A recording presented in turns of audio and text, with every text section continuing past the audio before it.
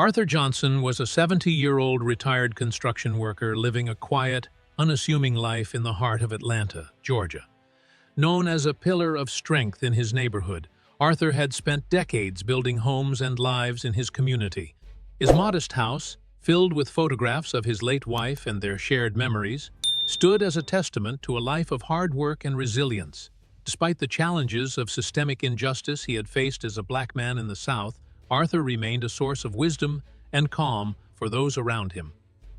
Every Saturday, Arthur could be found tending to his small vegetable garden or fixing his old, beat-up 1980s Ford truck, a vehicle he lovingly referred to as Old Faithful. This truck, though far from pristine, symbolized his pride in maintaining what he'd earned through a lifetime of effort. Arthur's most cherished relationship was with his grandson, Darius Johnson, a bright and ambitious 28-year-old law student at a prestigious university. Darius often visited his grandfather, soaking up the stories of resilience and perseverance that had shaped his own drive to fight for justice. Together, they represented two generations connected by shared struggles and a relentless belief in fairness. Arthur's neighborhood, a close-knit working-class community, respected him deeply. Neighbors frequently sought his advice or assistance, and he quietly mentored young men, instilling values of dignity and self-reliance. Life for Arthur was steady, simple, and filled with small joys, until one fateful evening when an unjust encounter threatened to upend everything he had worked for. Arthur's quiet strength, however, would soon become the foundation for a fight neither he nor his grandson could have anticipated. It was a quiet, humid evening in Atlanta when Arthur Johnson found himself in the middle of a situation he could never have imagined. Driving home from a friend's house in his beloved 1980s Ford truck, Arthur was reflecting on the pleasant evening he'd spent reminiscing about old times. The streets were nearly empty, save for the occasional flicker of a streetlight or the soft hum of a passing car. Arthur had always prided himself on being a cautious and lawful citizen, so when red and blue lights suddenly illuminated his rearview mirror, his heart sank with a sense of foreboding. Pulling over without hesitation, Arthur kept his hands visible on the steering wheel as two white officers approached his truck. Their demeanor was sharp and unyielding, with one officer immediately questioning Arthur about his whereabouts that night. Calmly and respectfully, Arthur explained that he had been visiting a friend, but the officer's expressions hinted at suspicion rather than understanding. As they examined his truck, one officer produced a wallet from the truck bed. A wallet Arthur had never seen before. "Looks like you've got some explaining to do," the officer smirked. Arthur's protests were met with dismissive tones as the officers accused him of being involved in a robbery reported earlier that evening. They claimed his truck matched the description of the getaway vehicle. Arthur, stunned but composed, vehemently denied the accusations, knowing deep down that the wallet had been planted. Despite his protests, the officers handcuffed Arthur and placed him in the back of their patrol car. For Arthur, the moment was not just humiliating, it was infuriating. He knew this wasn't about the law, but about power. His quiet life had been disrupted by an unjust system, and he could only hope that the truth would prevail in the end. At the police station, Arthur Johnson was led into a sterile, cold interrogation room, a stark contrast to the warm, welcoming home he had left just hours earlier. The two officers, whom Arthur had already nicknamed Swagger Boy and Gum Chewer in his mind, leaned into their roles as intimidators. Swagger Boy leaned against the wall with a smug expression, while Gum Chewer flipped through a thin folder, clearly trying to appear more prepared than he was. "So, Mr. Johnson," Gum Chewer began, his tone dripping with condescension, "mind explaining why your truck matches the description of a vehicle seen fleeing the scene of a robbery?" Arthur's steady gaze never faltered. "Because it's the only truck of its kind in town," he replied dryly. "Hard to miss something that's older than you." The interrogation continued with relentless accusations, all based on flimsy circumstantial claims. Arthur remained composed, refusing to buckle under their pressure, but his mind raced with frustration. He had lived long enough to recognize the familiar scent of injustice. This wasn't about solving a crime. It was about exerting control over someone they assumed would be too old and powerless to fight back. Meanwhile, Arthur's grandson, Darius, had just learned about his grandfather's arrest. A first-year law student with a sharp mind and an unwavering sense of justice, Darius quickly shifted into action. Using his contacts and legal training, he began digging into the case, uncovering a troubling pattern of misconduct tied to the two officers. His research revealed planted evidence, fabricated reports, and other instances of wrongful arrests in the community. Arthur sat quietly in his holding cell, his mind calm but resolute. He trusted his grandson, knowing that if anyone could untangle this mess and expose the truth, it was Darius. The fight was just beginning. The courtroom was tense as Arthur Johnson was escorted in for his hearing. Dressed in his Sunday best, a crisp white shirt and well-worn shoes, polished to a shine, Arthur carried himself with the dignity of a man who had weathered countless storms. Despite the situation, he exuded a quiet confidence. The prosecutor, a slick young attorney in a cheap suit, strutted into the courtroom as if he were ready to deliver the performance of his career.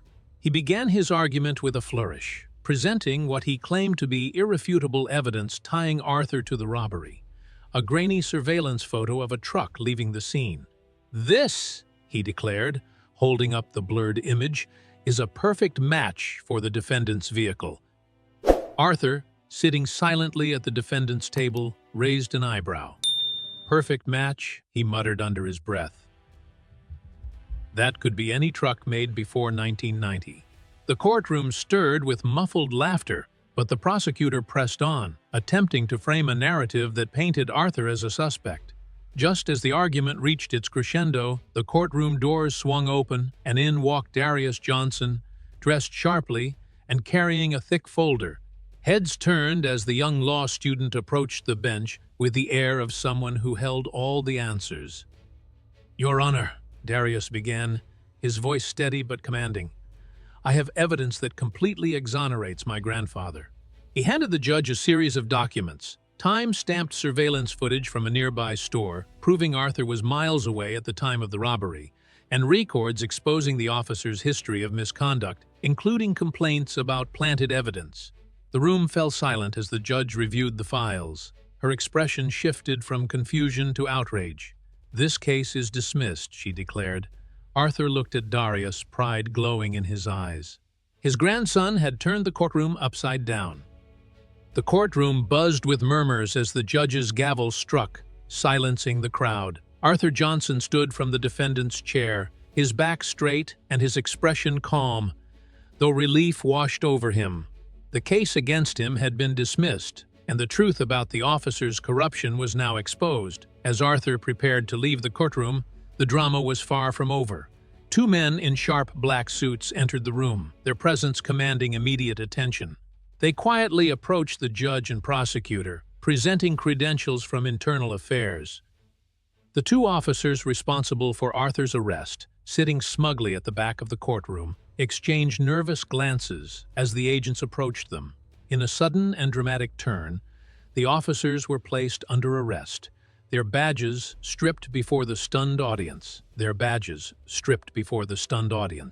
The sound of handcuffs clicking echoed through the room, a sharp symbol of justice finally being served.